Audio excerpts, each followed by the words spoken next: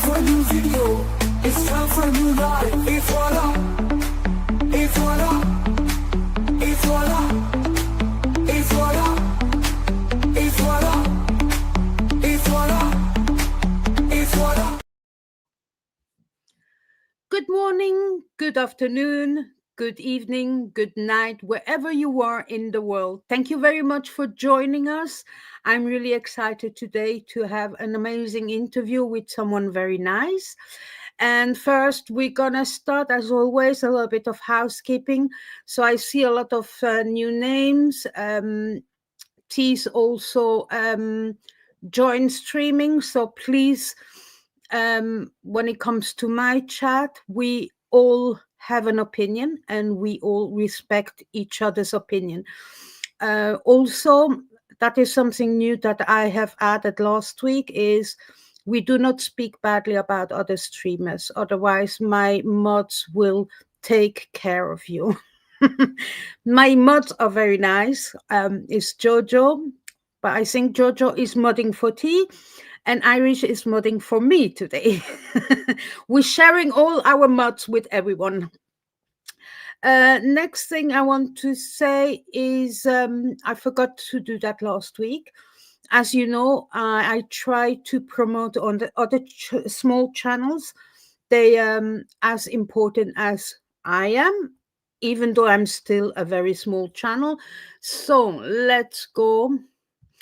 And this week I'm promoting It's Ganja Girl. She does something completely different and new, which I really like. And she's using artificial intelligence to analyze videos and comments. So if you haven't already subscribe to her channels and go and check out those videos. They're actually very well done. So I will remind you a little bit later. This week I'm promoting Ganja Girl. It's Ganja Girl. Sorry, guys. And here we go. Next thing, I don't want to make tea wait too long. Please don't forget, put in capital letters comment or question at the beginning so I can start the questions or comments to come back to you a bit later on. And that's it. So we'll introduce you to T, a Voice Downunder. And here we go.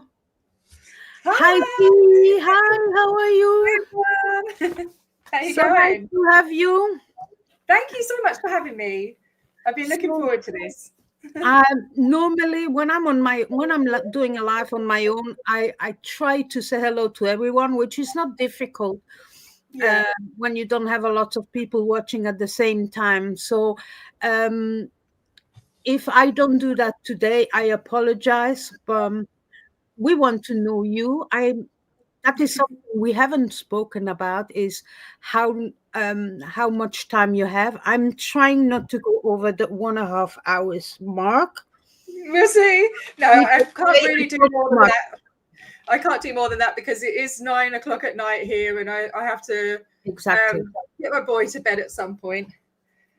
So 9 o'clock, it's 2 o'clock here. Oh, so we have 7 hours difference. So yes, it wasn't right. too bad to to actually schedule it. We were gonna do it early on, but we didn't want to clash with Miriam, Scientology of North Copenhagen. Yeah, she did a great protest. It's awesome. What's going on? Yes, I'm Swiss French. No, I'm not French. I'm not French. It's not written here. I'm not French. I'm Swiss French. Yeah.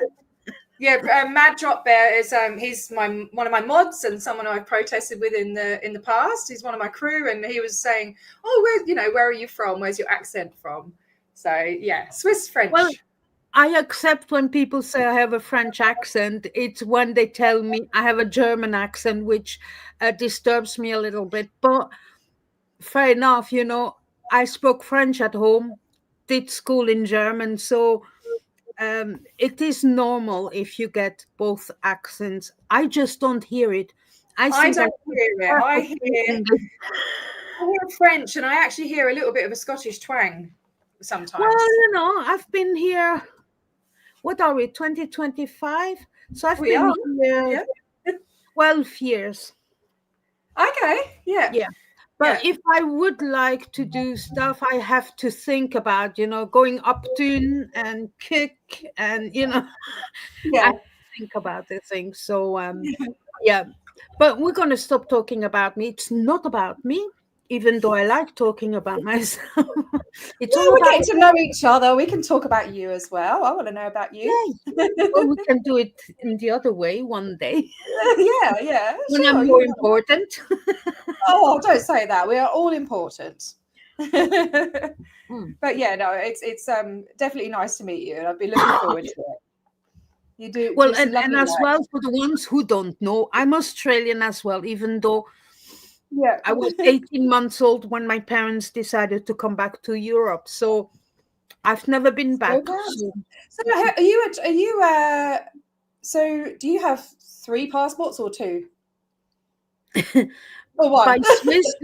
by Swiss law, I'm allowed to have two, but I have actually three.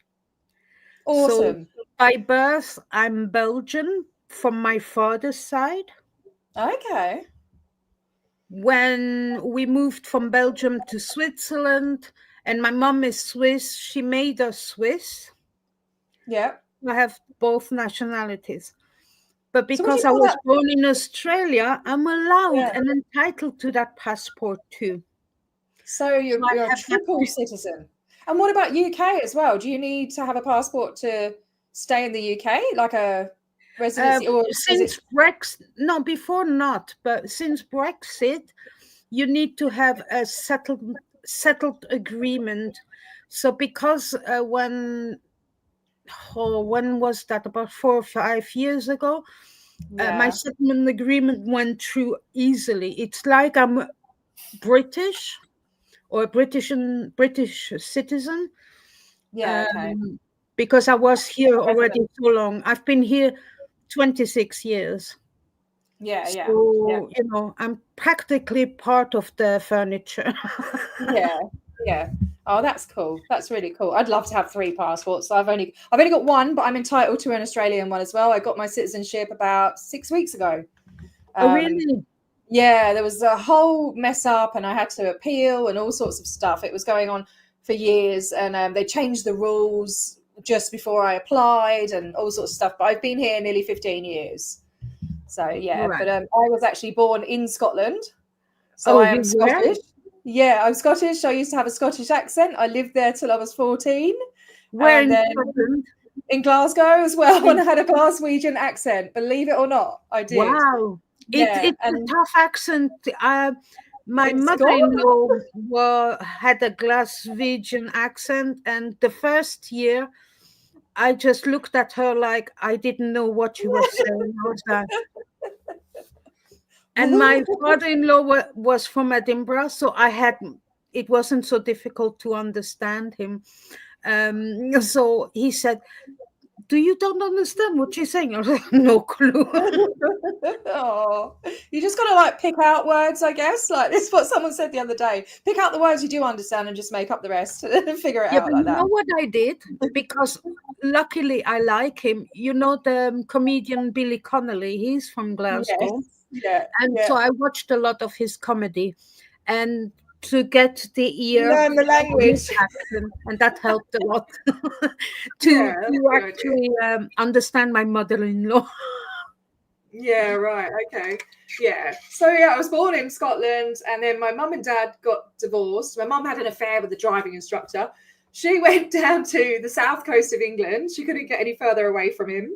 And then yeah, there was a big custody battle and everything, and I had to go and live with my mum against my wishes. Because I loved Scotland. I was very proud Scot, and then yeah, I had to go and live in England, and then I was getting bullied at school for being a jock. So I put on an English accent, and it just stuck, and I lost my Scottish accent within a year.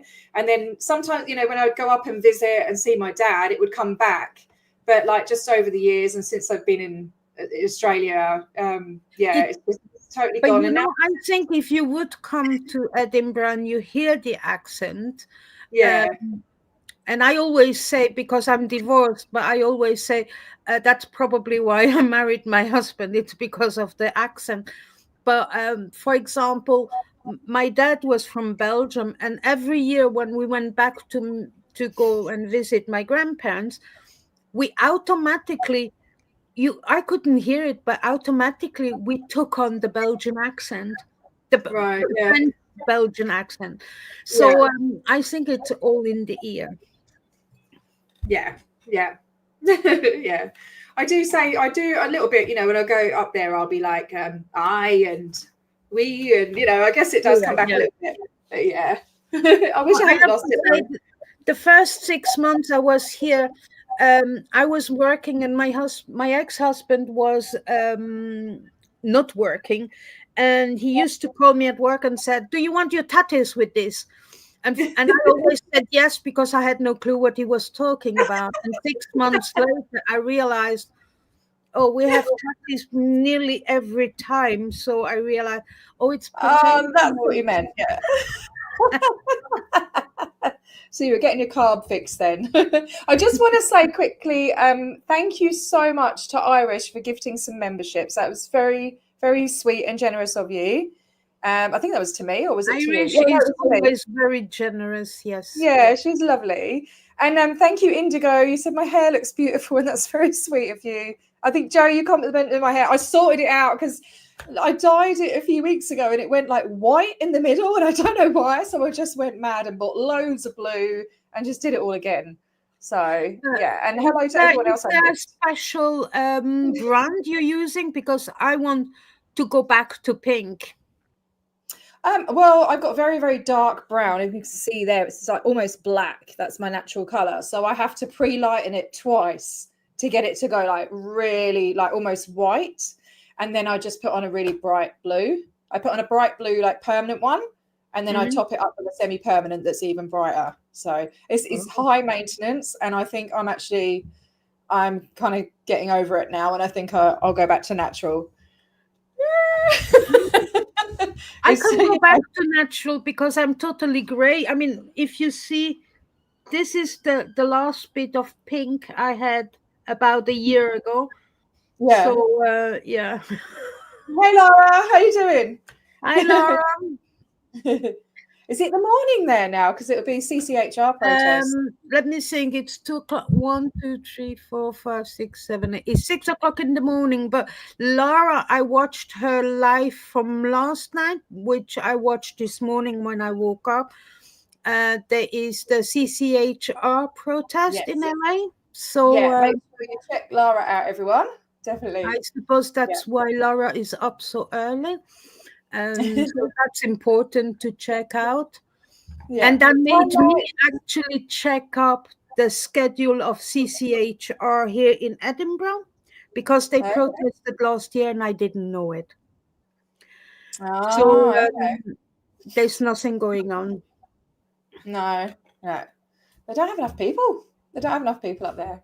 Yeah. No. The thing is that there's probably a lot of bad things going on in psychology, but it's not the way to do it.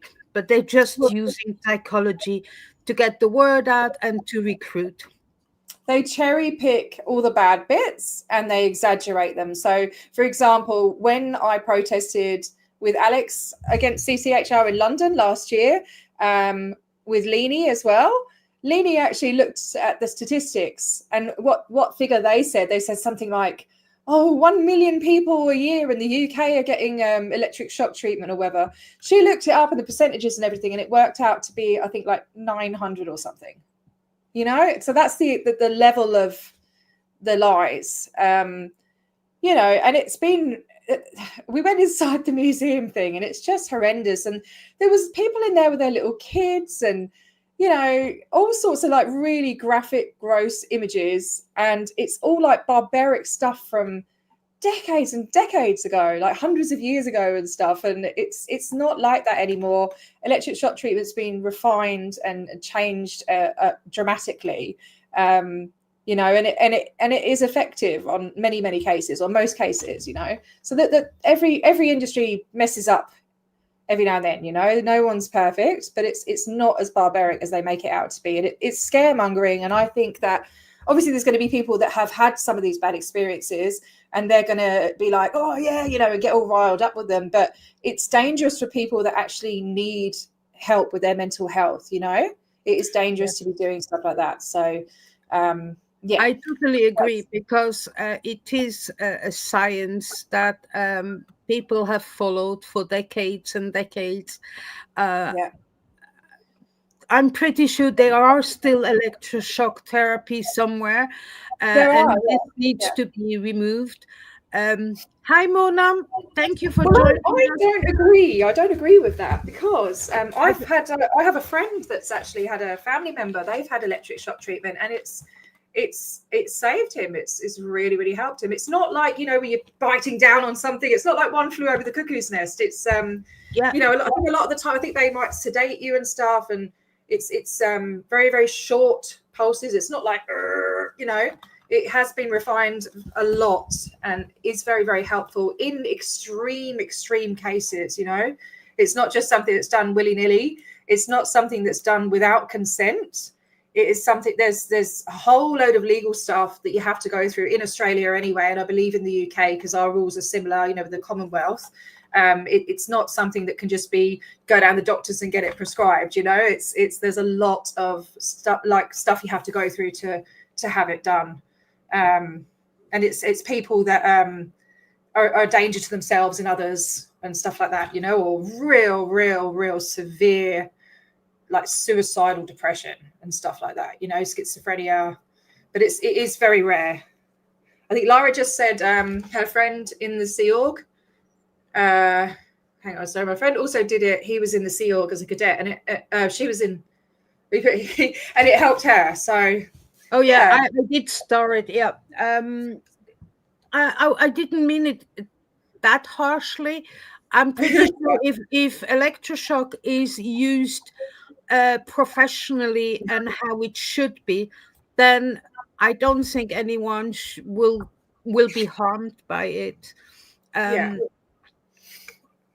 But then, you know, it would be nice to be able to one day have someone, a psychologist that is using this kind of techniques, to come on any channel and talk about it, and make people understand that it's not like it was 50, 60, 70 years ago, you know, when that all started.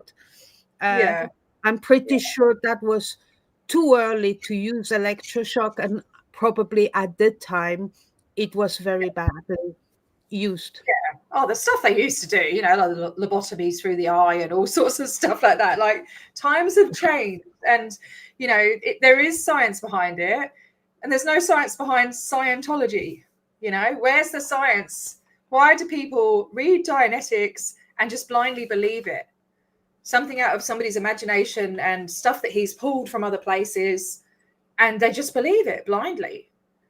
There's no science. There's no explanation of how he came to these conclusions, you know. Nothing. It's just blah blah blah, blah. But I think that's why they have less and less people following them, because we all have Google. We all have access to Google and ask our questions. Practically every new laptop or computer has now on the operating system an artificial intelligence program that you can use as well. You can go on the internet, use ChatGPT, will answer you even better answer your question even better than Google IE. So, you know, if you're really interested, Google, use your IE program, and that will help you understand what is right and what is wrong. I'm becoming reliant on ChatGPT at the moment, because I'm not too good at writing letters and emails and putting, like, I've got all the stuff in my head. Like, I'm not stupid, but there's so much going on in my head all the time that I can't seem to access it. You know, it's better since I've had the shots. Like, I'm a lot more, I don't know, I'm calmer, but I'm not, if you know what I mean. Like, I'm not on high alert. I'm not anxious, I guess. I'm not like stressed all the time like I was before. I feel like my brain's come back to life. And actually, yesterday I caught up with one of my sisters on WhatsApp, and she said, God, you sound different. She said, you almost sound like you were when you were younger, like the old you. And I was like, oh, that's so lovely to hear, you know. Yeah, she's saying you sound so much more relaxed, because I was just in a constant state of worry and just on edge all the time. You know, I'm putting so much pressure on myself and being so hard on myself. So I am so incredibly grateful for all the support and all the help and donations and stuff that I've had from everyone in this amazing community. I have to say it every time I come on, because it has changed my life, and it's going to continue to. I know it will. I have to put the hard work in. It's not a magic. Sorry, I just went off on this tangent. No, go on. It's all If about you I'll just sit here and talk to myself. You know what I mean? But yeah, it's I still have a lot of work to do. It doesn't like take away all the bad habits that I've developed, you know, I still have depression. I'm still addicted to screens. I still don't want to socialize, you know, and apart from on here, because it's safe, you know. Yes. I don't have any desire to go and hang out with the school mums and stuff, but I think that's just me anyway. Like, I think that I don't know how old you are, and you don't have to tell. Perhaps if I was your age, school mums wouldn't be my cup of tea either. I just don't. I'm 43, and I just don't fit in. I find their conversations so boring. Like boring. Like, I don't care what you put in the school lunches, and like, I just, you know, I'd much rather and then like sit here with you guys and talk about, you know, like really hard stuff. Like, I hate small talk. I absolutely loathe small talk, where like you go, oh, you know, when you're at the checkout and you go, oh, hey, how are you? Yeah, I'm good. Yeah, how are you? And they're like, oh, good. And it's like the most pointless conversation. So they don't care how you are. And so sometimes I like to shock them and say, actually, I've had a really shit day. And they're like, yeah, but I don't mind small talk in that sense, but because I'm on my own, and I've been on my own for years. So, you know, when, well, you know, Asda comes and drops off my shopping, I don't let the driver leave straight away. I'm gonna have my chat with him. Oh no, I don't. I'll be like, just put it down and fuck off. I mean, they're all very lovely, because Asda is the supermarket that is going slowly under. But the drivers are very nice, and they are happy to have a break. You know what I mean? I'm not like that. I hate people knocking on my door. I'm a miserable bugger when it comes to stuff like that, you know. I just don't. I don't know. I just don't find it interesting. But and I don't. You know, I've had all my life where, like, I've had, you know, been in this sort of trauma state, like trauma after trauma after trauma, every decade, every kind of abuse you can imagine. And so when I'm a talker, I talk about everything. I like to get it out. I'm an oversharer. I have ADHD. I tell everyone everything. If I meet someone and start talking to them, within 10 minutes, they know my entire life story. It doesn't matter. It could be the postman, the poor bloody... This is why I don't talk to people from Asda or whatever, because they walk away and I'm like, oh, fiddlesticks, I've done it again. I've just told him everything about me, you know? Like, I'm exactly the same. You like my carbon copy, honestly. I cringed at myself, and I'm like, that poor bloke, he was being polite, and he's gone off and got in his van to do his next delivery, and he's thinking, what the fuck was that all about? You know, people don't know what to do with me. But in this community, there just seems to be this kind of understanding, you know, that we're all misfits or whatever. We're all perfectly imperfect, and we've all got some kind of trauma, and I just love it. I love it. So I don't need the Asda man. No, what I grew up with, I respect you for that. That was very outcoming. She's over friendly with people, and until I moved to the UK, I was actually the opposite of my mother.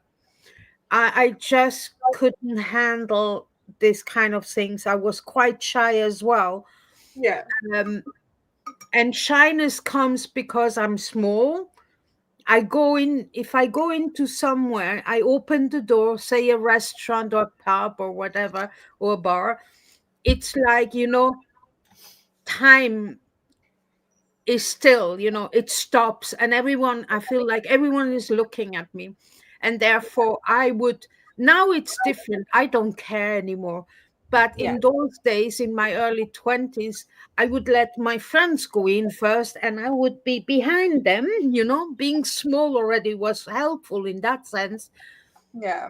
But I learned to actually change that and to show them, you can look at me, you can like me, you can hate me. I don't Ask me questions. Yeah. Come and ask me care. questions. I'm Yeah. gonna be myself. And Yeah. that's it. Yeah. Because I don't need anyone to live my life.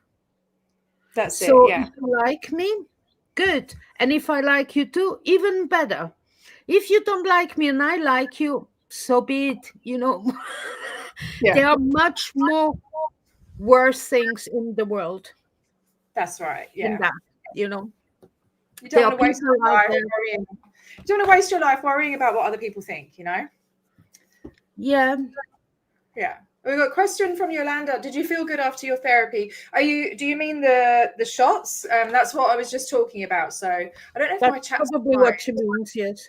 Yeah. Yeah, I do. I feel like I did a whole video about it from like just before, and well, like I think it was a few days before and then an hour before or whatever, and day 1 and day 2 and stuff. And then I went really quiet and haven't said anything about it. So I think this is the first time I've spoken about it online since. I'm not sure. And I think it's been 5 or 6 weeks now. Hey, DOA, how you going? I think it's been 5 or 6 weeks now. Yeah, and I'm still not exercising and doing all the things I'm meant to do, but I definitely feel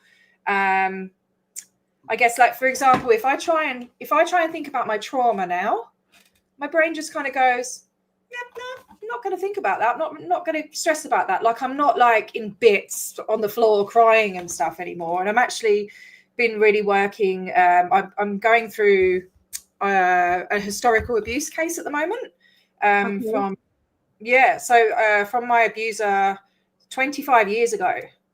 So last year, inspired by a couple of amazing people on YouTube, Miriam Francis being the main one, going after her abuser and stuff from a long time ago. I went, when I was in the UK, I got my sister and we went to the police station and I reported him.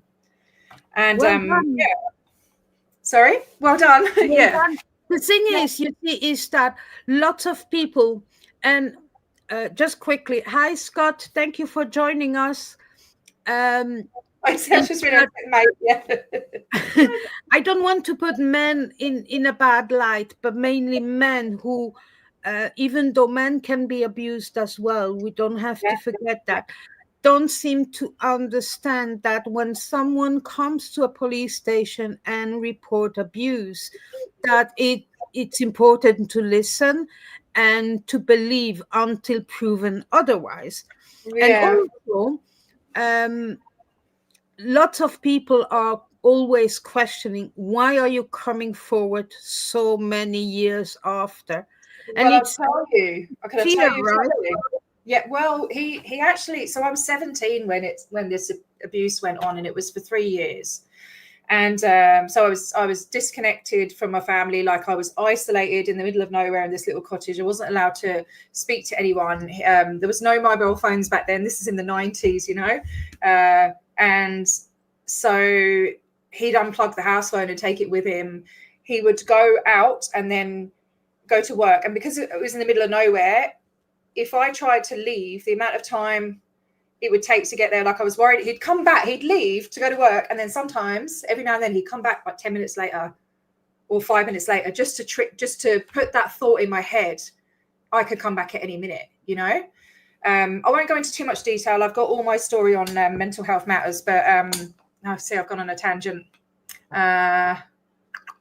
Oh, sorry. The reason I didn't report it, yeah, obviously I was very scared. But what he actually did, which was very tricky and I guess a bit clever, was after a couple of years, he actually, because he was very violent. He took me down the police station. He'd beaten me up once, and he took me down the police station, and he told me to tell the police that I'd been raped, like to lie to the police and say that. So I did, because I was absolutely terrified of him. Yeah. And then at the end, he got me to admit that I was lying. So that made me. Then he goes, "See, they won't trust you. They won't trust you if you come and say anything about me." So I was absolutely terrified, and I was young, and I actually ended up escaping by. I had a couple of really beautiful Portuguese girls helped me. He allowed me to have a job because his dad was driving me to and from work. So he knew that's where I was going, because he was always very paranoid about where I was going and all this. So I was working at a hotel cleaning rooms, because he used to just take all my wages off me, But he didn't know that I was getting tips for cleaning. So they leave like a couple of pound coins or whatever. Yeah. So I was giving all my money to these girls and saved up for a flight to Portugal, and they helped me escape. And I left my passport with them. And I flew off to Portugal, and that's how I escaped from him. Yeah. Wow. So then I spent a lot of time drinking for many years, and I guess blocking it out or whatever. And then I moved to Australia. Got on with life and everything, but unresolved trauma, it stays there, I believe. And then that was one abusive relationship. That was the worst, but there was trauma before that. There's just trauma after trauma after trauma. Then the love of my life died, and I have his son, and all sorts. And that was 10 years ago last month, actually. I can't believe it. But just constant, one after another, and it compacts, And I just got to a point where 4 years ago I just had a breakdown. My body just gave up on me, because it becomes a physical thing. I understand, because even though being a small person, my mother is also a person of small stature. I have a completely different character to my mother. And so I've always been strong. I found my apprenticeship on my own when I was 16. I did everything on my own. I never asked my parents for help in that sense, because I saw what my parents achieved in life, even though they didn't earn millions, but we were comfortable. And therefore, I went through life like a bulldozer, And so therefore, in my professional life, I was perceived as aggressive and rude. Ooh, feisty, Brigitte. Honest. Yeah, but when you're in your 20s, you say, "Oh well, I'm just honest." But you haven't learned. In my 20s, Brigitte, I was an absolute bitch. I'll put my hands up. I was a pisshead bitch. I wasn't the bitch in that sense. I was just honest. I just didn't know how to beautify my honesty so that the other person didn't perceive it as being nasty or whatever. And I also noticed that when I ask someone for a favor, that if I didn't want to wait for 2 weeks, 3 weeks, and I was a bit more, in your face, it was done straight away. So I continued until someone, a boss, told me, you need to come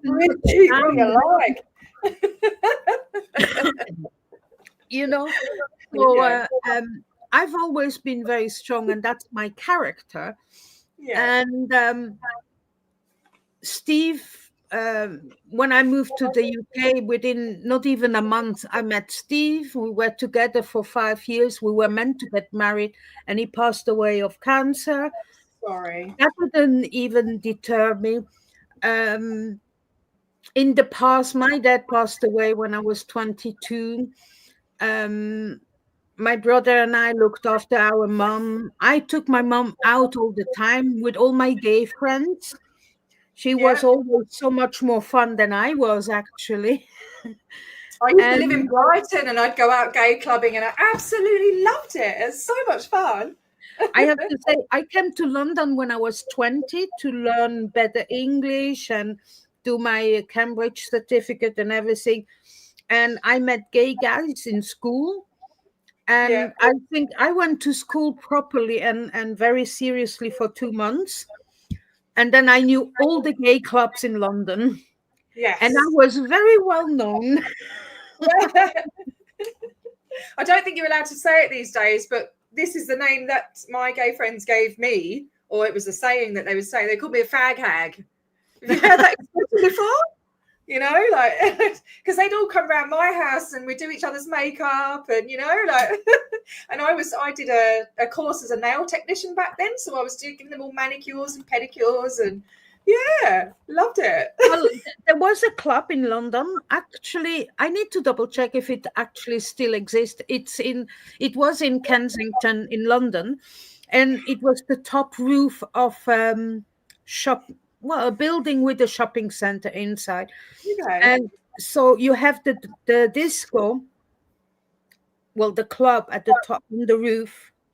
And you have gardens and you had flamingos walking around and ducks, and it was amazing. And it was only open on Sundays for the gay community, and therefore you paid a certain amount and you had your first drink for free, and there Yeah. was a dinner buffet. So as Ooh. students, it was Got my great. son here, sorry. I'm just going to quickly ask him what he wants. Hang on. Whoops. How do you pause it? Okay. I know, it's just, I think you just want some attention. You can say hello if you want, but you have to just not show your face. Hello. No? No. You can put your hand in and wave if you want. He's pulling the silliest faces. I think he's just trying to put me off. Go away. Go and see if the cat's all right. Go on. Go and have. There's a cookies in the drawer. Hang on a minute. Oh, God. How do I stop it from working? Sorry, guys.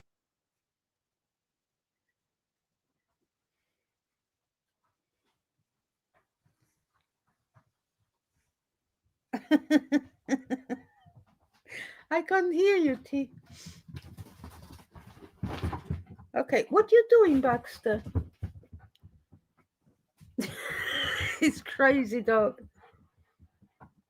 You don't want to come and say hello? Sorry, I'm back on. No. Hi.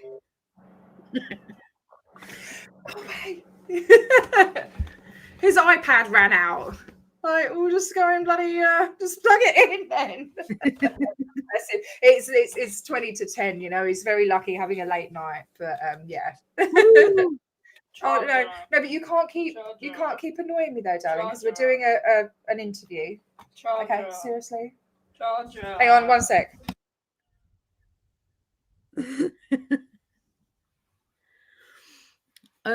Joe was saying what? Jojo, I just saw something you said to me. The Polar Lounge is great in Glasgow, Brigitte. You know, I can't go clubbing anymore. I can't dance. My legs are too bad. Sorry about that. I think he's all right now. Bless him. Jojo was asking you, did you ever go to the Polo Lounge? That's a great place in Glasgow. I have never been out in Glasgow. Never. Because I left when I was 14. So I've never ever been out. Yeah. So we're going to have to go out when I come over. Definitely. Maybe we'll go to the Polo Lounge. I told my doctor already. I said, look, for me to be able to go protesting down in England in October, you need to do something with my legs. Either chop them off and put me in a wheelchair or something. But do something, because there are days where I can't stand very long. So this is a little bit of a worry for me at the moment. But I really want to come and meet you. And you said you come to Scotland as well. Oh, So we'll that definitely be coming up to Scotland. Yeah, so we'll come and see you. yeah, We'll come yeah, and We'll Jojo bring a and wheelchair. We'll bring a wheelchair, right? And we'll wheel you up to Edinburgh Org. Hello, well, T. yeah. There's another T here. Sorry, just yeah. So, your name's Tanya or Tanya. All right, cool. Just so people think it's not a fake T. It's not the fake T. It's not the fake T. It's Tanya T. Yeah. Tanya. It's not all the abusing emails again. It's okay. that was crazy. Yeah. Where were we? Sorry. Just says, "Oh, I have been out a time or two in Glasgow, and the good old Celtic match. Oh, I can't stand football, so not for me." I won't talk about Scottish football with my Scottish friends because No. you know there's a big Well, big you have divide. the Celtics, you have the Rangers, and that's about it. And one is from Glasgow, the other's from Edinburgh, and that clashes. Yes. Well, there's areas in Glasgow and stuff where you can't wear them. You know, some used to be anyway when I was younger, where you can't wear the certain colour. You know. Yeah. It is literally religion football there, so you know. Oh, it is very much so. I mean, Yes. well, I have to say Switzerland as well, even though in Switzerland, the football players, the national football players are not professionals. Okay. They're semi-professionals. In Switzerland, they have to have a job as well. So Right. they're only professional footballers if they play for a team outside Switzerland. Now, when I say that, that is how it was 26 years ago when I left Switzerland. I don't know if that's still the case. Well, my son loves Switzerland and he wants to go there, and he tells me all these random facts. So, is it true? You can confirm. Okay. Is it true that they've made it so that it's mandatory to have a bunker under your house? Not every house or building has a bunker, but I mean, it's not mandatory, but it's in the culture to have. So I Yeah. remember about 30 or so years ago, my mother said, "Oh, I was listening to French radio, so from France, and they were saying if there's ever another world war, only the Swiss will survive because they will have all these places to go to." So That's what my son says. if it's Yeah. not a new building, you have in the area where you live, it quite quickly you can get to a bunker. There's caves and stuff. He said there's secret caves, and there's and there used to be like guns hidden behind like fake boulders and stuff. It's not untrue. It is a chain of mountains which is called the Gotthard, and the Gotthard is actually hollow. Yeah. So until I don't know how many years ago, I saw a documentary. It's actually on YouTube. I need to find it, where the Swiss Army pilot were the best in the world because they knew how to fly into these mountains. Yeah. And they were the pilots that were actually training the best pilots in the world, like the American pilots, etc. Okay. Yeah. Now, inside this mountain chain, there was everything in there in case something would happen, even though Switzerland is a neutral country, and they were not a part, or they didn't play a big part in the Second World War. I mean, in fighting part, even though they were actually, Zurich was bombarded by mistake. Okay. Yeah. And obviously, everyone knows about the Nazis hiding money in Swiss banks, the Jewish hiding their money in Swiss banks, etc., etc. I did my apprenticeship in a Swiss bank, and we were targeted a lot, and we were Okay. employees. Yeah, Wow. a lot. Targeted by who? Who were you Huh? targeted by? Sorry. Who were you targeted by? Like Uh, robbers or like bank robbers? well, there were stories about that the Swiss banks, and we have a bank. You mean in the past? I thought you meant you were targeted while you were there. Or When I was working there, employees were targeted by some activist groups about the Jewish money.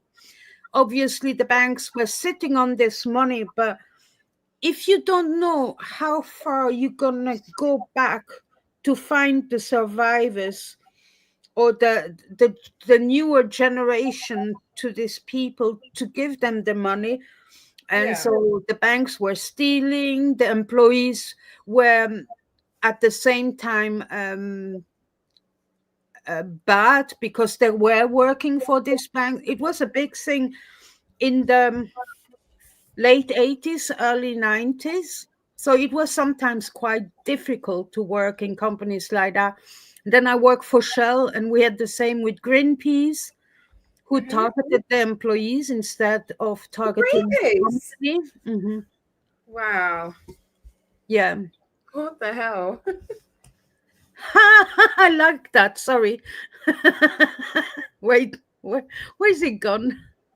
Oh, wait, it's not that. It's going too fast. I'm not a ninja, but I have a Swiss Army knife. The best invention in the world, honestly. Yeah, they are pretty good. They're very expensive as well. It depends, how big or how much stuff you want on it. Yeah. There's a lot of things. I mean, lots of people don't go to Switzerland on holidays because they feel like it's expensive. Yeah. But Yeah. I'd love to go. it is a little bit, but it's the country that is actually rich. The people are not rich. We Okay. hardly own our own homes in Switzerland. Oh, We all really? live in Okay. flats. We all rent unless you have inherited a family home, or the people. I mean, getting a mortgage like you get it in Australia or here in the UK, which is quite facilitated in a way. In Switzerland, you nearly have to be rich to get a mortgage. Yeah, right. You Well, I think know, it's like that everywhere at the moment, isn't it? Yeah. My sister just got a mortgage, so she's doing well in the UK as well. So good on her. Yeah. Just seeing some of the Hacking comments. Pastor has a Swiss Army knife too. I think like everyone just go out and get Swiss Army knives in the 90s for some reason. I don't know. It must have been a movie or something. I don't know. But I remember The only problem now is that you can't travel with your Swiss Army knife since 9/11. So, security-wise in airports, they will take it away. So don't ever travel with it, especially if you have an expensive one. So yeah. Anyway, but you can tell your son if he has more questions about Switzerland or things like that, to let me know. I'm quite happy to answer it. Oh, thank you. I'll let him know. That was last year, but he'd be interested to know that they don't all have bunkers. So I'll tell him that. No, I think it He just depends. went, I can hear you. It depends how old some of the buildings are. Buildings with flats in it. It depends how old they are. I Any think. questions? No. Oh dear. He's 11 going on 17 at the moment, Oh, bless him. Yeah, so I don't know where we got up to with the story, but that's all the miserable stuff out of the way, and I'm doing really well since the shots and stuff. I still need to work on a few things, like starting to exercise and things like that. But you skipped 12. 12? You said 13, not 12. What? You said turning. No, I said you're 11 turning 16. 17. So like 17. What? No, just mind your nose. Say it. Say it. 11 going on 17, which means you're an 11-year-old that thinks he's 17. Okay. Oh. Oh. 13 or Go away. 17. I'm so sorry, guys. Go away. Go on. Anyway. Hey, Powerlines, how you going? Haven't seen you for a while, mate. Yeah, so anyway, so I ended up in Australia and stuff, and then yeah, I've always kind of been a helper, a talker, a listener, and then I first found out about Scientology when Jenna's book came out, I think. But one of my friends almost got recruited in the 90s when she went to LA. And she told me about it, and I was like, "Oh my God, you could have been in it." But yeah, Jenna's book really, really shocked me. I just thought this poor little kid, and just the repetitiveness, and it was just I just found it absolutely shocking. And then I sort of went down the whole rabbit hole of finding out all of that sort of stuff, and then the human trafficking stuff and the stuff going on with the kids and that. And I ended up kind of actually being a bit of an activist and involved in the exposing PDF file rings, and working behind the scenes with people to help kind of expose them. So I was doing that for a few years online, not on YouTube. And yeah, been in some very, very dark places with that, and finding out absolutely, you can imagine, horrendous stuff that whatever you think it is, it's a lot worse. I've had friends that have worked in the what do you call it, computer hacking and stuff like that, where they, and most of them have PTSD from working in that field. So it's started off with that. And then I don't know how I ended up coming back round to Scientology. I think it was probably through, how did I find it? I think it was Andrew Gold I saw. And then I went to Aaron, and then the whole community and stuff. And that was in November 23, it would have been, I think. Yeah. We're in 25 now, aren't we? And so I've done over a year I've been in this community. Yeah, I think it was just before Doug passed away, but I didn't know about Doug until he passed away. I did. I don't think I found out until a while after he passed, because I didn't really hear a lot about it. There was only a couple of people. I was talking about that on Miriam's stream earlier, actually. I think it was Miriam's stream. Oh, I don't know. Sorry, I'm losing it. But yeah, so yeah. I found out there was an org in Perth, and I went down there. I went in undercover. I put on a Scottish accent, and I did my makeup and my hair differently, and I called myself after my dad's wife, who I don't particularly like. Sorry to my step siblings if you're watching. I won't call her my stepmom. I'll just call her my dad's wife. But he passed away 6 months ago. Anyway, so I called myself Sheena. May or may not have given her address as well. She's moved house now, though, so it's okay. So, you've got to get revenge somehow, Anyway, no, she's done some really, really nasty stuff, like narcissistic stuff. So went in undercover, and they called. I accidentally streamed live while I was in there, and OSA was called, and they said, "Oh, can you come to the front desk? Someone needs to talk to you on the phone. Security needs to talk to you on the phone." And it was OSA from Sydney, and the first thing he said was, do you know the law? And I was like, in regards to what? And it was a really, really odd conversation, but he was just trying to intimidate me. He was quite rude. And he was just trying to like asking me what my name is. And I'm like, I obviously gave a fake name, but like, and then he was going, you must have a video on your phone. Show your phone to the staff member. I was like, I'm not showing her what's on my phone. I don't have to do that, you know.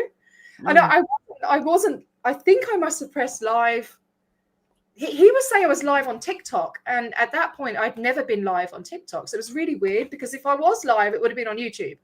Yeah. And so it was really. He was just weird. It's bizarre. So anyway, then they said, "Oh, we're going to phone the police." Blah blah blah. So then I had some friends waiting outside, and I thought I'm not going to hang around for the police, and we just went down the pub.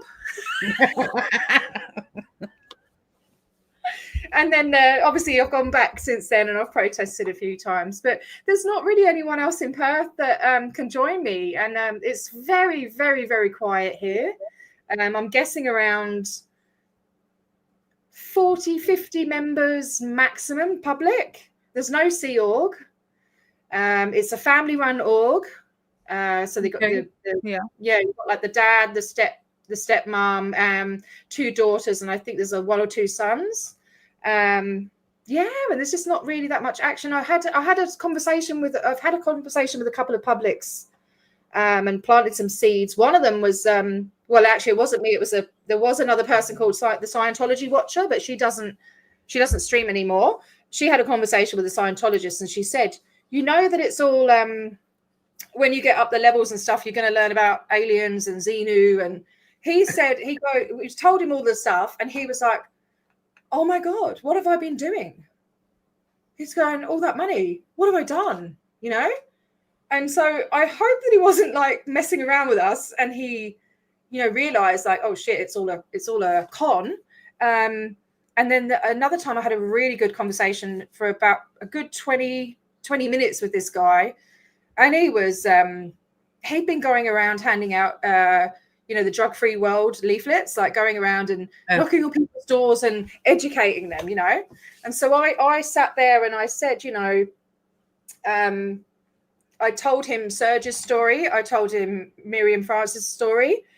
And he was just like in such denial and doing all this mental gymnastics of how it's okay and what's true for you is true for you. He kept saying that.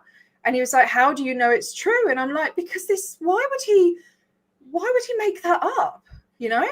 And well, what's true for me is true for me. And I said, that's a bloody cop-out, mate, you know? Like, it's not okay. And I was like, we're here because we don't think it's not okay for children to be audited and for children to be trained as auditors. And he's like, why? And I said, because they're not big beings in small families. Small families. Sorry, I read the word. Where does that even happen? I read the word cousins and then it turned into families in my head. Sorry. They are not big beings in small bodies. And he went, what do you mean? He goes, do you believe in spiritual beings? And I said, no, I don't, because I don't believe in anything. I'm not spiritual at all.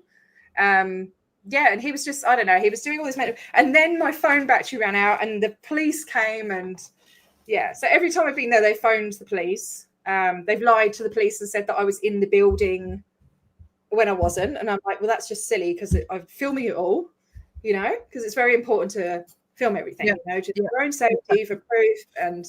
And really, you know, I don't really like going there on my own, but I don't have a choice. And I think that's why I don't go down there very often, you know, because it's only like 15, 20 minutes. Something I was going to ask you, because I think that a lot of people do that on their own, and I'm always worried about what could happen. But there are some that look, for example, he's a very good example, MD Media, Mount in LA. I'm not worried about him because he's so friendly with everyone. He's not aggressive. He shares love, etc. Scientology has nothing. They can't use anything against him. And it's all on bloody YouTube. So, you know, I think for him, I'm not worried about him, but there are others that I wish they would be a bit more careful and don't go out alone. Yeah. That's very important. Yeah, I mean, it's not so much, I'm not scared of anything. I'm actually, believe it or not, quite a shy person. Or maybe I'm not. Really? I don't know. I mean, I feel, I mean, I did that whole performance as an actress and went in, I had a whole character, and I went in there and they sat there and told me about about the purification. They said it has a 98% success rate, which was absolute bullshit, as we know. Okay. But I went in there telling them all about my nephew who lives in Scotland and he's a heroin addict. I made up this whole entire story. And I don't know, I think it was just pure adrenaline that got me through it all and everything. But my friends were outside. I wouldn't have done that if I was on my own. So I just feel a lot more confident with someone there, but I'm not scared of anything, if you know what I mean. So I don't know. I do want to go out there. Yeah, I just need to do it. But I do a lot of other things behind the scenes. I've done a lot of stuff for other countries online, especially African countries, Asian countries and stuff like that. I spend a lot of time communicating with people, educating people, and I've had a lot of success with that. Maybe like 1 in 10 will actually answer and be receptive to what I'm saying. You know, I'm always very polite and say, hey, did you know this about Scientology? Because I'll see if someone puts up a post or something like that, I'll private message them and I'll say, did you know that Youth for Human Rights, this, that, and the other, and I'll send them examples. And I've been talking to someone in Taiwan lately who left Scientology after 15 years, and he had a complete mental breakdown. He couldn't walk. He couldn't think. He was like a vegetable. And he was convinced that he was an SP, and it just destroyed him, you know? And I've been talking to him, which is really important for the Down Under, I'll say movement, but really it's me and a handful of other people, but I'm the only one that's kind of doing the YouTube thing. Taiwan is actually one of their main recruiting grounds for Australia, because the headquarters of Australia, Aosh Anzo, runs the whole of, you know, Australia, New Zealand, the Pacific, and Asia, all the way up to India. That's where the line cuts off. And 50% of the staff in Australia is Taiwanese, you know, so, and they have 15 buildings in Taiwan. So there's a lot going on over there. And to make a connection with this person, they don't speak English. So I've had to use a translator. I'm currently making, well, I've got so many projects on the go, Brigitte. It's crazy. He was very, very cautious at first and didn't trust me. He thought I was American, and he's a bit funny about Americans. I don't know. It's like, he was very untrusting and worried, but now he's like, I'm all in. I want to raise awareness in Taiwan. And I'm like, oh, I'm so grateful, because I've been wanting to have a contact there to kind of disseminate, for want of another word, the knowledge over there, because he didn't know that Miscavige had lawsuits out against him. He didn't know about all sorts of stuff. It's hard to have a conversation with the translation and everything, but he said, please, you know, because I showed him some of my flyers, because I translated the aftermath cards into Cantonese and everything, showed him that, and we're kind of like, I'm supposed to be amongst many other things, providing some literature in Cantonese for him to print out and give out in Taiwan, which is amazing. And Japan as well. He's got a lot of contacts in Japan that were in Scientology. He revealed one of the a government member in Japan is a Scientologist, and all of this. So I'm like slowly getting to the Asian countries as well. Everywhere. I mean, there's everywhere. I mean, we saw it in Paris last year with the Summer Olympics. The lady who gave that medal to Tom Cruise, she has some kind of connection with Scientology. So, you know, I'm not surprised. Donald Trump has someone working for him with Scientology connections. It's everywhere. You know, France. I just said it. They get in everywhere, Brigitte. That's what they are. That's what their battle plan is. That's what Hubbard taught them in the doctrines, or continues to teach them since the 50s. Is that you get in with the local government, the local, the education, everything. They have to kind of weave their way in and take over, and it's world domination is the ultimate goal. And they even I think somebody was Alex that put up the campaign where they're talking about they want to get Dianetics in over the whole world and everything. And what I like to try and concentrate on places that people forget about, the small countries that are being taken advantage of and exploited. And I uncovered a couple of scams in Africa, in African countries, in Uganda. I don't know if you saw about that.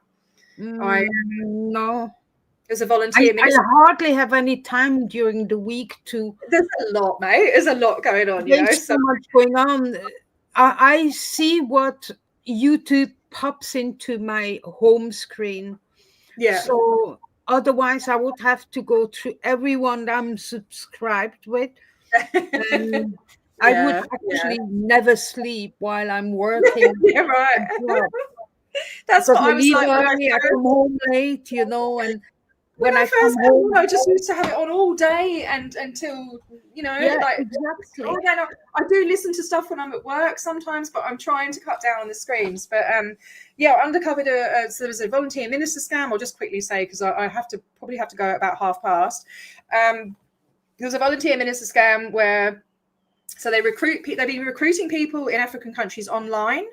Asian countries as well, and getting them to join the volunteer ministers, doing the courses online, hooking them up with all these Scientologists all around the world that will send them little donations, and sending, for example, in Africa, a lot of the places, they don't even have books to read to teach the children. And that's another project that I have to get started. I promised my friend, I did an interview with a guy sorry, I'm trying to stick to one story and then I'm going.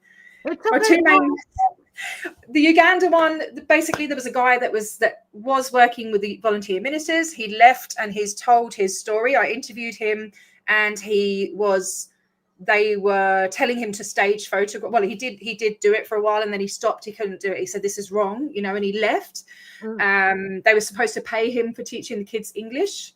He did it for a couple of months, and then he left because they were getting him to take photos of the kids doing the TRs and then changing their outfits and putting them in a different setting and, doing all these fake PR photos, and then asking for donations and for seeds and to buy chickens and cows and medical supplies and all of this stuff, saying that they were growing their own crops when it wasn't. It was this guy's farm, and these Scientologists, they're ripping off their own. This is one Scientologist lady that was arranging this. They're sending her thousands of dollars. They built an orphanage. The orphanage didn't exist. Oh. And they're spending thousands of dollars to build an orphanage. So there was that one. Then in Ghana, beautiful guy. I reached out to him. He listened to everything I said. I've also done an interview with him. He has a piece of land, and he'd agreed to build an applied scholastics and a church on his land in Ghana. And he said, thanks to me, he pulled out of everything. That's when he goes, oh, I'm so glad I met you, And he also was sent a Sea Org. He was going to join the Sea Org. He was sent the contract. He's going to find it for me. He was going to join the Sea Org, and luckily his visa got denied. He was going to go over to bloody Flag. He was going over to the US. So, and he's an incredible man. He has his own charity, and that's going to be another project at some point. I promised him I would get some books together and send them over for the children, and maybe some school supplies and stuff like that. So I think it'll be easy to get donations for that, like sending the supplies, but it's the postage from Australia to Ghana, which is going to be the whopper. So I may at some point start a GoFundMe just to go towards the postage. I'll get all the supplies and everything. I've even got like heaps of supplies left over from my son's school years, you know, as they go into the next year, and you end up accumulating lots of stationery and stuff. So, and sometimes the school, you know, they update all their books and things, and I'll be able to get, you know, there's lots of free Facebook groups and stuff like that, but it's just the postage. Because I mean, I'll ask them what else they need, maybe clothes and things like that. That's one thing I really enjoy doing as well. It's so easy to do when people are in such a throwaway society, you know, like every time I go to Bali, which is only 3.5 hours away, I was talking about it before. I'll always take 2 suitcases, one with my stuff in it, and then one full of clothes for the kids. And then I'm in touch with a couple of organizations over there where they actually take the donations right up into the jungles where no one reaches, to little villages there where they can actually get the supplies to, you know, they've got lots of orphans and kids that, you know, don't have a lot and stuff. So I don't like, you know, because over here, I don't know what it's like there, but over here the charity shops are really expensive and they're making a lot of money, you know. Ours are getting more expensive as well. I mean, I'd rather give it to someone for free than like try and give stuff away for free and then, do you know what I mean? Then give it to I know it might sound mean, but here they have too many donations. They have a whole warehouse full of donations. Whereas in the UK, I've noticed they're asking for donations. They have signs in the windows saying they need more donations. But here in Australia, there's an absolute surplus of donations, you know? So yeah, sorry, that was a massive tangent. So that's a bit about what I do. But can I just say, I'm sorry, I'll stop talking if you want me to. No, go on. I'm just going to get it all out while I've got it in my head. So the last, well, not one of the other main things I'm meant to be doing, I did start doing, and I will get back round to it at some point, is I've got a campaign for the Cosrecki stuff. And that's what you wanted to know about, wasn't it? Yes. I was just going to say, can we move into that? So it's just time and perfect. Yeah. All right. So basically, hang on a minute. The bloody rug's all curling up. So basically, in the UK, Scientology doesn't have charity status. They've been denied charitable status. Yes. And they've reapplied for it and they've been denied again and everything. So what they've done is they've found a little loophole. They've registered a company in Adelaide, Australia, because they've registered a charity, and it's called Cosrecki. So the church, it stands for the Church of Scientology Religious Education Incorporated, Religious College Incorporated or whatever, right? Cosrecki. And it's registered in Adelaide, but it does nothing in Australia.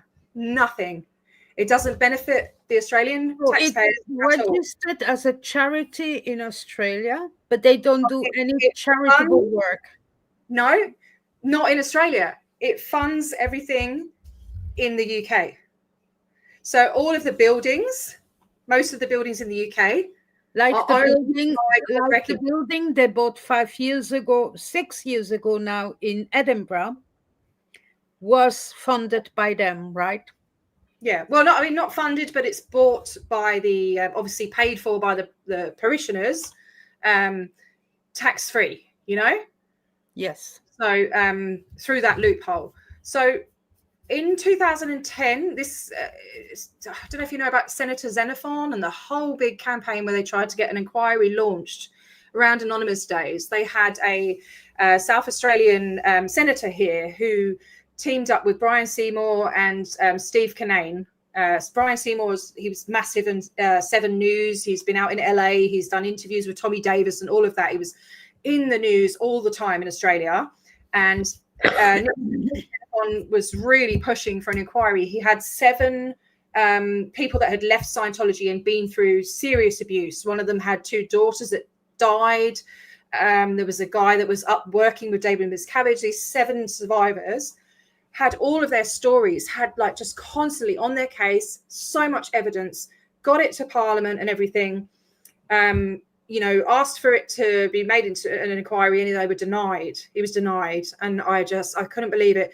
But he also try to do something about Cosrecki. He wrote to the tax office, the Australian tax office, and I'm not sure what happened. I can't find any info, but obviously it didn't. Nothing happened. Brian Seymour, the reporter, he wrote to the Australian Charities thingy, so the ACNC, and they said they don't have enough resources to investigate it. But things have changed now. I've been onto the ACNC's website, and it says, they've got a list of all these things that places they've investigated. So I thought, okay, maybe they have the resources now. So I've started a campaign. I've started a petition, which I would love anyone from around the world can sign it just to show the interest, but mainly Aussie. I will show in a minute how to get there, so that everyone and everyone around the world can sign this petition, right? Yeah, why not? I think the amount of signatures will show the interest in it. Yes. But mainly, obviously, the Australians are the ones that can do something about something that's going on in Australia. So, but yeah, just as many signatures as possible. So I've actually got, damn it, I don't have them with me. I have flyers, and I've been going out a couple of times a week and posting flyers in letterboxes. And I actually have a printable. I have a link so you can print out your own flyers if people would like to help in Australia. There's no point. I don't think there's much point doing it in other countries. Maybe the UK, because it kind of affects the UK. I don't know. Well, I don't know. We're in Australia. If the buildings that have been bought in the past around the UK was actually funded by them and not by Scientology UK, then fair enough, it's not us, the UK taxpayer, paying. But if we can, as the UK citizen, stop it, we wouldn't have this building standing there empty for so many years. Fair enough, it's not Clearwater, but it's still buildings that are empty, and so many things could be done with those buildings. Yeah, I mean, you look at the building in Manchester, the old distillery that's been empty for what, bloody 20 years or something. I know they've started work on it now, but you've got the one in Gateshead, you've got the one in Plymouth, which is just falling apart. These historical buildings that are just being left to rot. And but the thing is the Australian taxpayers are carrying the burden of the UK operations, and that's not okay. That's abusing the, it's abusing a loophole, so. Even if it doesn't come to anything, I think it's important to try and get it investigated. Absolutely. So I'm going to, I don't know how long I'm going to keep the petition open for. Try and get as many signatures as possible. Maybe if it doesn't really matter, we've got time, haven't we? So get a heap of signatures, and then I'll write a letter. I can also add the link to the petition in the calls for action on the resource page of fscientology.space. So there's another place they can go. I just want to quickly show everyone. Let's see if I can do that correctly this time. Bloody technology, eh? I'll just have a swig of my Captain Davies too. Let me see. I just need to check if you guys can see. So if you go to updates, you can see that I have added 2 flyers that actually T provided us. So you can see in category SPTV community sourced. And so if we go down here, if you click on this, it will take you.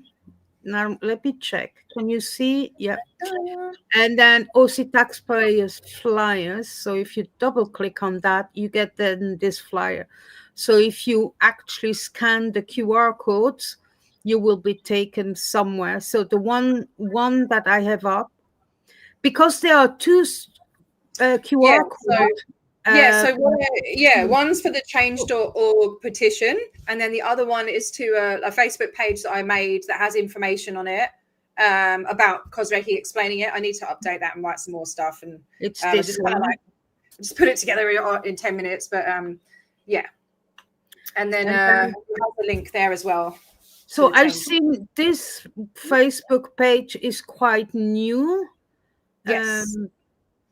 I think well, I need to. I've just copied and pasted a load of paragraphs, so I think I need to make some like infographics to make it a bit clearer, because I just kind of put it together really quickly. But it's just in case anyone wanted more info. I didn't want to put too much info on the flyer. I wanted to keep it simple, you know.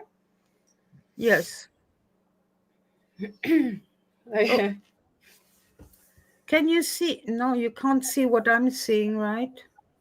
You go to the top of the page that you're looking at and then say share instead. It should have a blue button saying share this instead. Give me a second.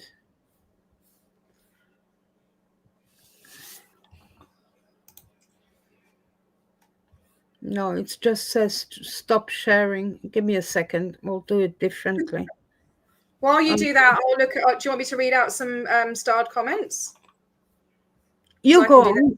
Yes.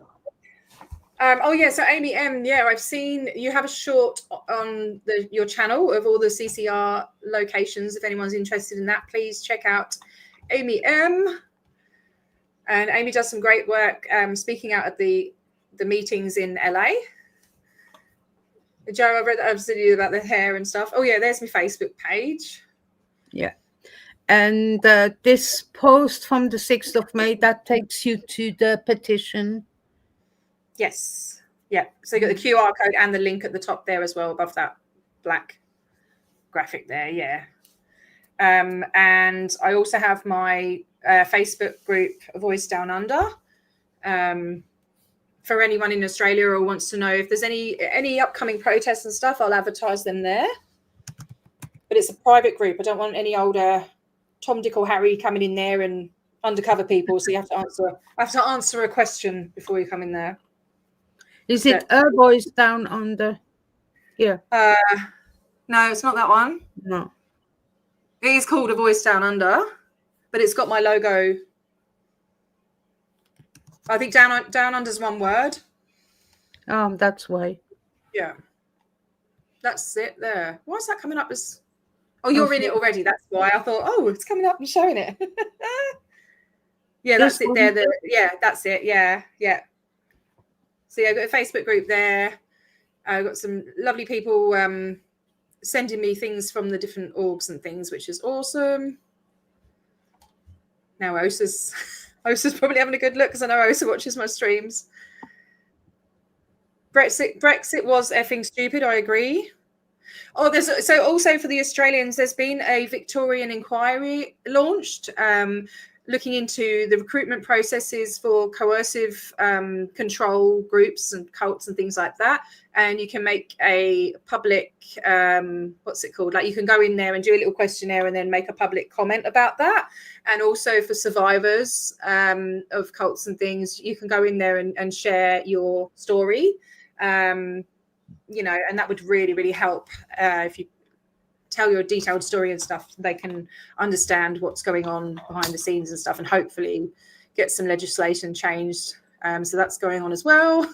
Lots of things going on, and I'm also trying to cover a lot of stories. I've got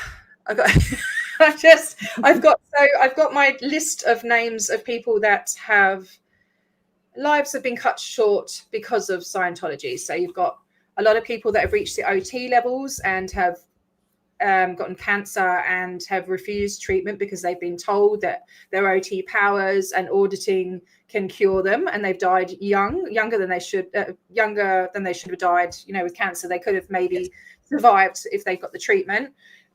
People that have died, you know, from unaliving themselves, suspicious deaths, things like that. So I've got a whole list. I think it's over 260 names, but I want to put that into the categories of, you know, and do videos on as many of those stories as I can, which is going to be a lot.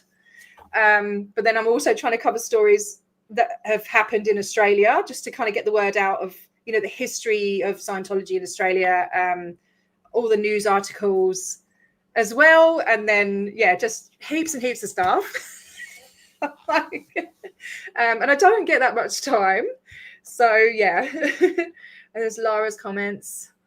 Oh, yeah, and Scientology actually put a small electric current in the e-meter, which also induces the effect along with the witchcraft. Yeah, you've got all the satanic stuff. I'm actually, that's another thing I'm working on, is a series on the hypnotic.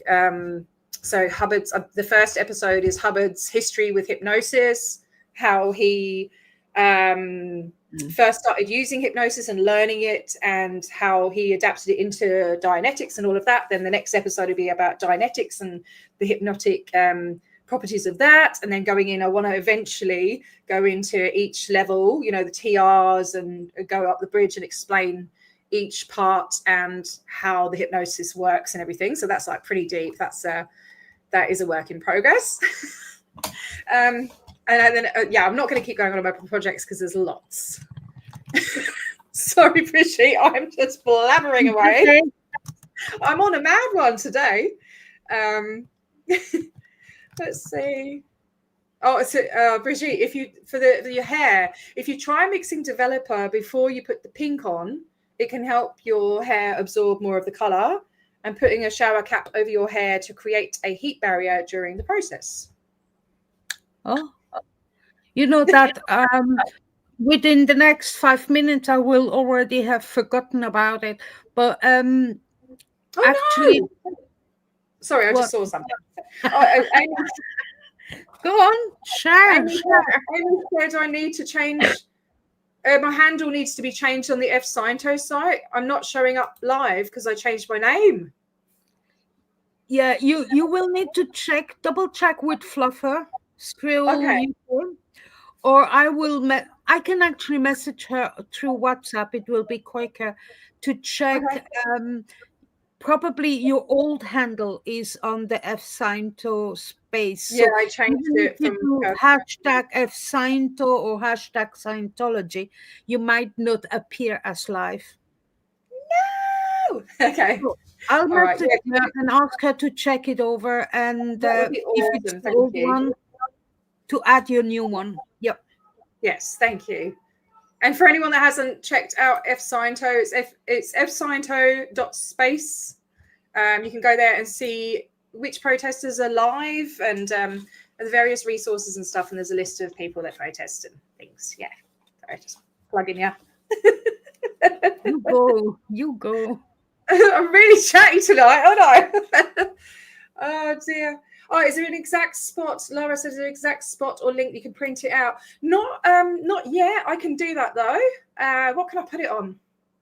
It's in my community posts. If you want to scroll down, it's not that far down, and you can copy and paste it if you want. But they're not in the categories yet. I'm also working on a big kind of not tribute, like a tribute when you for people that have passed, like a memorial for all of them, and there's a lot of names, and I've been working on that as well. So lots and lots of things going on. Wow. Done. You are like relentless. Oh God, here we go. My boy's starting again. All right. Yeah, I'm gonna have to No. get I'll off. go away. I'll go away. But I think I covered everything. So unless there's anything else. So what is important, everyone, go and sign the petition. Just I share tried to everybody's put it in the chat, but it cut the link because it's so long. So I will add it to the description afterwards. Yes, it's on my community posts as well. All the stuff that I've spoken about. I think the Victorian inquiry, the petition, the list. It's all on my community posts there. If you just scroll down and stuff. And again, if you go to fscientology.space, if you want to check out the resources, which I'm the managing editor of it, you just click on the top. Let me just check again, because resources, the tab is called resources, and then you go to recently added, and it takes you to the page, the resource page. Thanks, Joe. I've also got in the description of my channel description, I've got all my links for different social medias, and I think I've got the petition in there as well. So, and I normally add it to the description, but I don't know, for some reason, I haven't done a live with someone for so long. I forgot whether I had to do my description or not, and I haven't done it, but I will update it later if I remember. I have tendency, when I create the stream in advance, I'm like, okay, I'm starting to write, and I'm like, oh, I don't know. So I just write one line or two lines, and then I go and amend Go it back afterwards. afterwards, Yeah. because it never. Actually, I don't mind when the lives or the interviews don't go the way I imagined beforehand, because it's much better in the end how it turned out. You know what I mean? Yeah. Yeah. I always say I'm just winging it like my eyeliner. I'm just winging it. You see, I never put eyeliner on. You know why? Because I Why? start to shake. I Oh, can't. so why can't I just go like that when I do it and just go?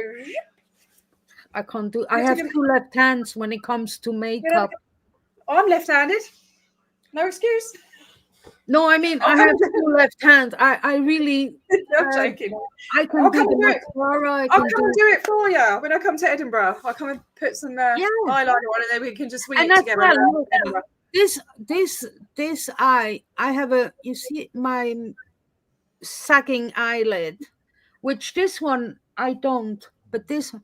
So every morning I'm massaging it, Oh hoping God. it will go back up. And they say, "Oh, you can have an operation," and they cut, and I'm like, "No one cut my Yeah.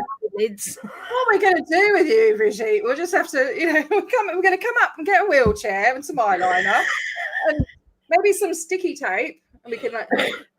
You You know, know, sticky I tape. bought some. It exists. I bought some on Amazon. It exists, and then you can do the makeup over it. But it's so uncomfortable that I had to take it off. It is so Yeah. uncomfortable. It's not as, it's nearly like a plastic you're putting on your eyelid. It's not. Yeah, I know what you Unless mean. I I ordered some that were not exactly You what. are beautiful as you are, and it gets. I think as you get older as well. Like, I mean, I'm not. I'm a little bit younger than you. 44 this year though, and I Oh think it my gets to the God, point you where are old. But it Oh, gets to the point. I think that I'm imagining the older and older you get, the less you give a shit, because it's you just become comfortable in yourself. You don't. I think the less you give a crap about what other people think, the happier you are, and just if yeah, people don't like it, then it's on them. I have to Yeah, say, since I don't give a toss what people think about me, I'm much, much happier. yeah, And, I have my opinions like everyone else.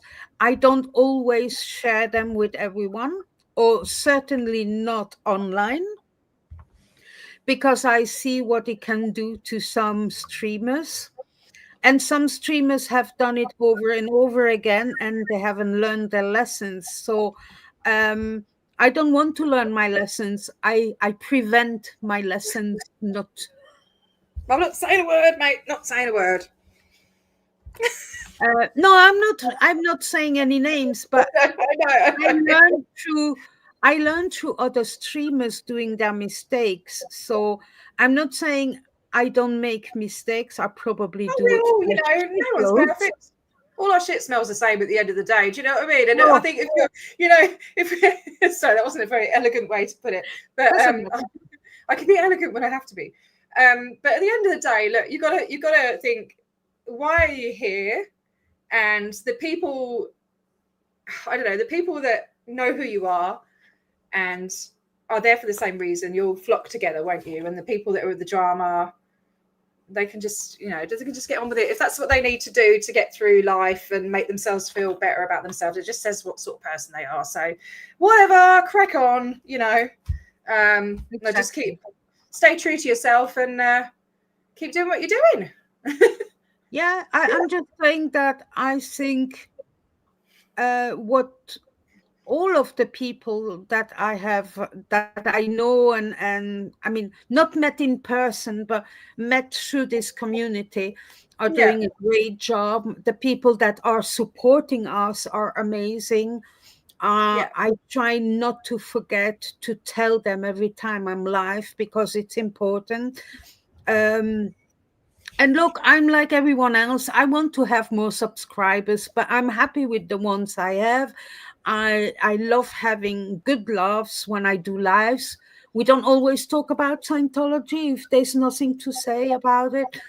Um, 2 weeks ago, I was really down. I came online and I said, I'm sorry, I'm shit. And everyone's saying, let it out. Come on, let it out. And I could talk about it. And Do then you know what's good for that? You know where is a good place for that is Mental Health Matters, and you can just go on and, you know, I've gone on there and had a bitch before and gone, oh, I'm just sick of this person and rah, rah, rah. And they're so open. It's a really safe place to go. Like all people are accepted, and they'll talk through it with you, you know. And yes, it's online. If you don't want to do it online, they also have they have a Facebook group as well, and they have all these different chats, you know, loads of different categories. You can talk about autism, ADHD, anxiety, grief. And if there isn't the category there that you need to talk about, they'll make one for you, you know. And there's people from all different places around the world. So there's always support there, you know. Until I lost my job last year, I never knew what depression is. I never knew what anxiety is. Yeah. And now I know all about it, you know. And I have difficulties because I always fought through my life, and I showed a hard cookie in most instances of my life. I mean, you know, I left a man who tried to kill me. And I never looked, well, yes, I did look back, but once or twice. But and that, yeah, he's also the reason I never want to go back living with a man. Oh, But no. being in love, I don't mind. But living, no, I'd rather have my 2 dogs and my cat, you know, and they do truly love me.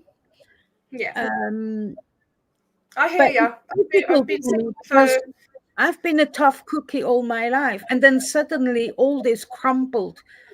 yeah. You know, I went through lots of things in my life. I've been bullied a lot because of my height, and you know, I bullied back. I just bullied people back, you know.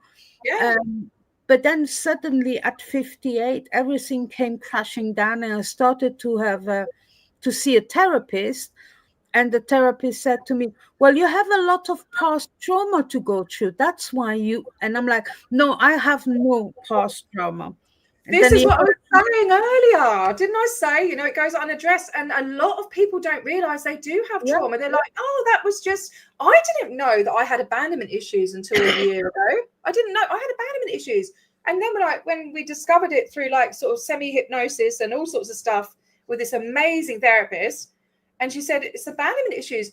And then when she explained, like, my whole life made sense. And that is why I went on and had abusive relationships and this, that, and the other. The self-worth, the devastation when somebody breaks my heart and not being able to let go and all of that, you know, it's all abandonment issues. And I was like, bloody hell, you know, I didn't know, yeah, you know. yeah. I thought I my didn't trauma know was from that either. abuse. But I fought the therapist for quite a while. I said, no, I don't have past traumas. No, no, no. And then little by little, he made me understand certain things that I told him about my life. And he Yeah. says, the one thing you have no trauma about, which for someone in a normal situation would find that a past trauma or a continuous trauma, is your height. But for you, this is not a trauma. It's other things in your past life that is traumatic, that have been traumatic. And it took him a long, long time for me to acknowledge these, Yeah. especially It's the one from my ex-husband, which is actually, you know, the newest, because that was 12 years ago. You know, I came to Edinburgh. We were already married but not living together. I left an extremely well-paid job in England, moved to Edinburgh, and within not even a few months, he tried to kill me because he was drunk. I'm sorry, man. So Was it my Scottish? dog, I He took was my Scottish. dog and I left. Oh yes, he's Scottish. Yeah. Yeah. Not working, drinking. Yeah. You Well, know, I'm glad and you left straight away, you know. And then was it just that one time, or was it building up? well, it was more. prior to that, it was more verbal and mental abuse in a sense, not heavy, but I just took it. And but what I'm proud of is that actually I never let my money go. Because he always thought he was entitled to this and that. And I said, I put my foot down because I worked hard since the age of 16 and no one takes my bloody money. And now, 12 years later, I'm even more greedy than I was then. That's not greedy. You always have a backup plan, you know? And that's for both sides, the man and the woman. Always, you know, you have to protect yourself. But yeah, I'm so sorry. I have to go. It's 20 to 11 and I've got to put my boy can't get to sleep without me. So I have to. He doesn't want to go to sleep. Did you hear him? No, he just wants me to go to bed. So yeah. But I would love to chat to you again. And if you ever feel down or anxious, please just reach out to me on Facebook or. I'm getting better, but it has affected everyone. Yeah, no, it's okay. Well, we know how to communicate, and we'd love to chat with you again. Yeah, it's been nice. I feel like it's gone so quickly, but it you know, because I'm brilliant. Thank you so much. We'll sorry, to get a word in edgeways. No, it's okay. It's okay. Some people are happy not to have to constantly hear me, you know. I've been the last few days, I've just been really, really on top of the world and happy and hyper and just talking loads and feeling really positive. So I'm enjoying it. So, but yeah, anyway, thank you. And thank you to everyone who's watching on my channel and Brigitte's channel. And yeah, sub everyone up. And all support each other. Grow this community. All the mods that have been helpful. Yes. And please, as well, for the ones that are not subscribed to T's channel, nor to mine, please subscribe. It doesn't cost you a penny or a cent. And send some love to our like buttons. I have noticed lately I have more viewers than likes. Please like our lives and videos, please. Yes, please. Let's get that algorithm going and grow this community and get this awareness out and take this disgusting human trafficking abusive cult down. Let's do it. Yes. You know, and yeah. Anyway, I hate goodbyes. Good night to a lovely young man, and I'll speak to you soon, T. Okay. Okay, and I will go through the live chat afterwards because I know everyone's been talking and I haven't been reading it, so I'll go through it. Last week it took quite a long time for the chat transcript to upload to YouTube, so it might take the 12 hours. Perhaps not today, I don't know. All right, everyone. Good night, good morning to everyone, good afternoon, and take care. Bye-bye. Bye. Bye.